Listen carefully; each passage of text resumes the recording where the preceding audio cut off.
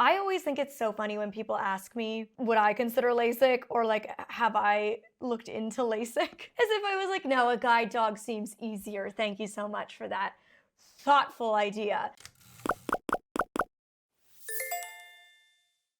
I got my first pair of glasses when I was a wee thing. Like, I am fairly certain I was still baby bald, although that doesn't say much because I'm pretty sure I didn't start growing hair until I was like 3 years old or something crazy like that. And throughout my childhood, my parents and my doctors had me experimenting with many different types of glasses. I had yellow tinted lenses, which was supposed to help with creating more high color contrast and brightening up the world around me since I could see better in bright lighting. We also tried the oh so very cool and trendy Coke bottle glasses, where the lenses are literally like at least an inch thick. And my poor parents, like all of these specialists were telling them like, try these, all of which are expensive, especially back then. Like, there was no cheap alternatives. All of these are very customized, specialized glasses that were really expensive. Do you know how many times I wore the Coke bottle ones? Once, one day.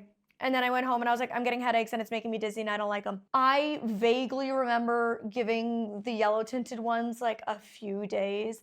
And by grade 5, I would often completely forget to put my glasses on before going to school. In the like 90s and early 2000s, there was no such thing as like aesthetically pleasing, cute, trendy frames. They were all not good, which is, I think, a part of what contributed to glasses being not a cool thing to wear. Like, the nerdy losers wear the glasses. I was very bullied, okay?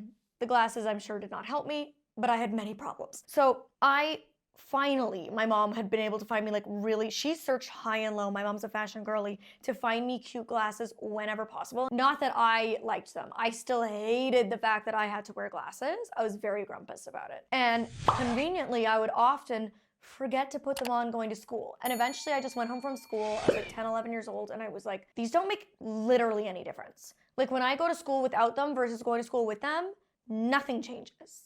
And so my mom called my ophthalmologist and she was like, yeah, she says they don't help. And the ophthalmologist was like, yeah, I don't think they do. She could stop wearing them now. I literally never remember glasses being put on my face and making a difference. But for a lot of people, they do have correctable vision that requires them to wear glasses. And whether it be for cosmetic reasons or whether it be for practicality for their career, there are people who really don't want to have to rely on glasses. So they opt for LASIK eye surgery, something we have all heard about for many decades, I am sure. I can remember hearing about it like probably 15, 16 years ago for the first time, and I believe it's been around for even longer. And I know a handful of people who got it, and the first person I knew who got it is actually somebody I talk about in my book, Unseen How I Lost My Vision But Found My Voice. Rebecca, she got LASIK, and I remember her telling me that she saw halos after her surgery, like ever since. That she saw like this glow when she would drive at night where the lines around streetlights weren't crisp. They were kind of like fuzzy and blurred out. And I was like, interesting. That's just how everything has always been for me. But I thought that was really interesting. And she said it's a really common side effect. And that was the first I remember hearing about LASIK eye surgery having negative side effects, which the reality is every procedure, elective or not, carries some sort of risk.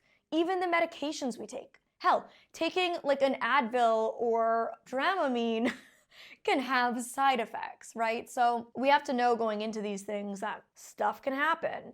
But here I am popping my Prozac anyways, you know? It's a risk. It's like the risk to benefit analysis. And for some people, they feel like the risks of LASIK are worth it. But today, I want to react to a video of LASIK gone wrong, and we can find out what really happens when it goes wrong. So let's get into it. All right, the reaction headphones are going on. My prop laptop is being opened so I can pretend that I'm looking at something, and we're gonna jump into it. Play. On his 27th birthday, my son had lost all hope. Dr. Nancy Burleson knows the emotional pain of laser eye surgery all too well after her son Max, an Army veteran and engineering student who underwent the procedure, could no longer deal with his pain. First, he had severe pain. He felt like needles were being poking inside his eyes. By the time he was 4 months after this procedure, he became legally blind. No Oh my longer God. able to go to school, find work, or even go outside, Max Pause. had lost all. That's awful. Okay, first off, as somebody who's dealt with significant eye pain, there's truly nothing like it. Having chronic pain of any kind can be very debilitating. It can be very hard to function, and it can also be extremely hard on your mental health. And when the pain is like in your face, in your eyes, it really is so awful. And then to go legally blind following a procedure that is supposed to do the very opposite, that is supposed to improve your vision, must have been so shocking and unexpected and just such an awful experience. And, you know, the rates of unemployment in the blind community are 70 to 80%. That's a very high statistic. And the reality is this person went newly legally blind very quickly and unexpectedly. So he didn't yet have the skills to, you know, gain an education, do his schoolwork, apply for jobs with vision loss yet. So that's where this kind of narrative of unable to attend school, unable to get jobs comes in,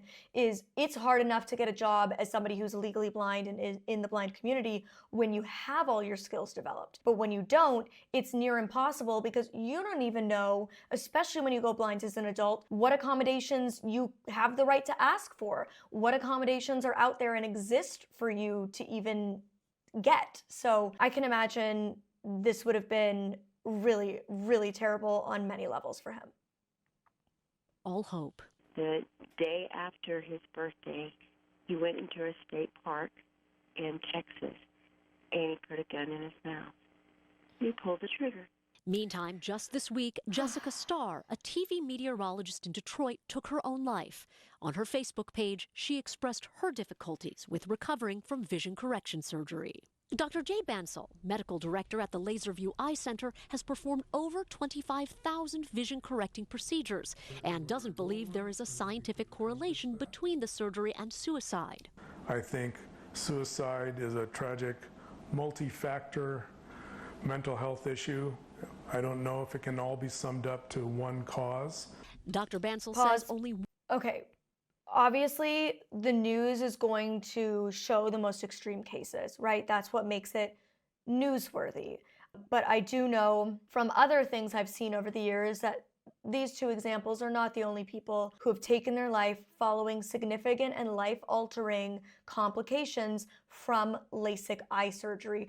I truly believe that people do not understand how valuable their sight is, unfortunately, until it's too late. And these are tragic stories, and I understand where these people were at, because when I went blind from my eye disease, retinitis pigmentosa, I too wanted to end my life. And I am extremely fortunate that my family and my medical team recognized my warning signs and got me the interventions that I needed, and that I was able to rebuild my life. It is so devastating that these adults were not able to receive the same help and got to this place where they felt like the only out from the pain they were experiencing and from the side effects and how it had changed their day-to-day life and their functionality was to end it. It is truly tragic. I understand what this doctor is trying to say, that like there's causation and there's correlation, right? So like, is getting LASIK causing these people to end their lives? No, but the results from the LASIK are directly contributing to them ending their lives. And that is something that is worth us talking about. It is worth being aware of and considering when you're looking into something like LASIK. I think something that I consistently go back to when I think about LASIK eye surgery is the fact that most eye doctors wear glasses. Most optometrists and most ophthalmologists wear glasses.